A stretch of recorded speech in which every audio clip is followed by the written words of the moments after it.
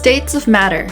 In this video, I'm going to talk about the different states of matter, solid, liquid, and gas, and how changes occur between these states. The states of matter are explained by the kinetic molecular theory, which describes the behavior of particles based on their kinetic energy and interactions. IB defines the kinetic molecular theory as a model to explain physical properties of matter and changes of states. Throughout the video, I will highlight words that IB considers to be important in yellow. It is crucial for students to learn and memorize the definitions of these words because they can be tested on both the Paper 1 and Paper 2 external exams. Matter is composed of particles, and the interactions between these particles determine the substance's state of matter. Substances can exist in three different states: solid, liquid, and gas. The states of matter of substances can be expressed in brackets after the formula: S for solid, L for liquid, and G for gas. Now, we will explore how the three states of matter, solid, liquid, and gas, differ from one another in terms of particle arrangement, kinetic energy, intermolecular forces, and their physical properties. First, let's take a look at the particle arrangement of solids, liquids, and gases. In solids, particles are closely packed in a fixed, orderly structure, allowing only minimal vibration. In liquids, particles are loosely packed and can slide past one another, giving the liquid a definite volume but no fixed shape. In gases, particles are widely spaced and move independently, resulting in no fixed shape or volume. These differences in particle arrangement influence the properties and behaviors of each state of matter. Next, let's discuss kinetic energy. In solids, particles have low kinetic energy, which keeps them vibrating in fixed positions. In liquids, particles possess moderate kinetic energy, allowing them to move around each other. In gases, particles have high kinetic energy, leading to rapid and random movement in all directions.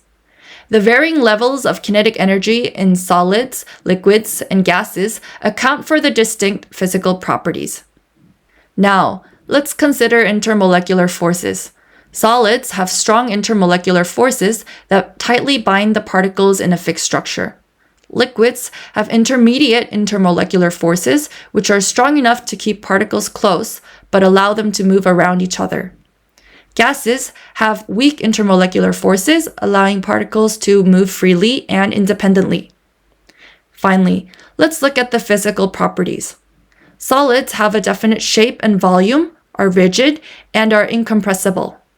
Liquids have a definite volume, but no fixed shape, allowing them to flow and take the shape of their container while remaining incompressible. Gases have no fixed shape or volume, are compressible, and expand to fill their container. These physical properties are directly influenced by the particle arrangement, kinetic energy, and intermolecular forces in each state of matter.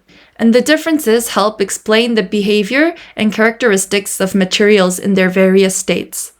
Changes in state involve the transformations that substances undergo as they transition from solid to liquid to gas, or the other way around.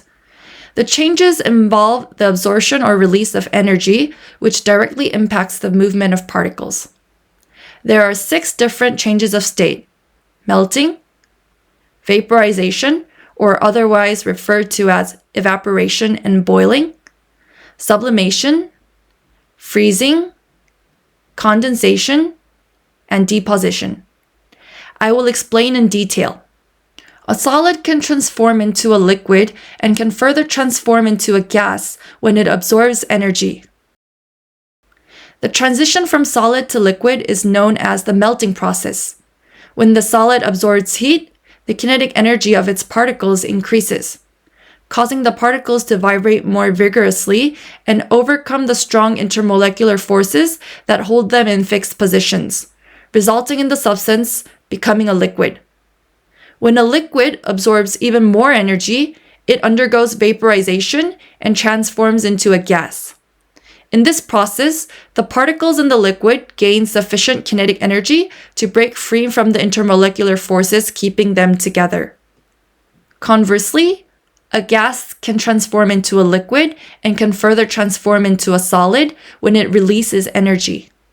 The transition from gas to liquid is known as the condensation process.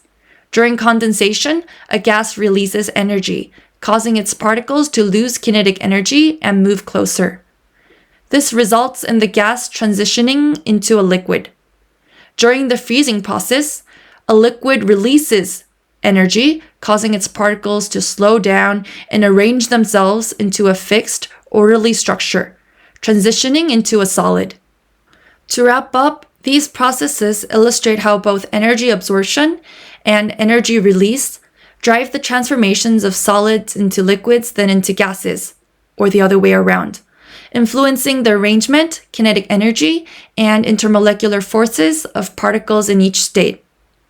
Understanding these transformations is essential for comprehending the dynamic behavior of substances under varying conditions. That's it for this topic. Stay tuned for more upcoming videos. And if you have any questions, don't forget to comment below.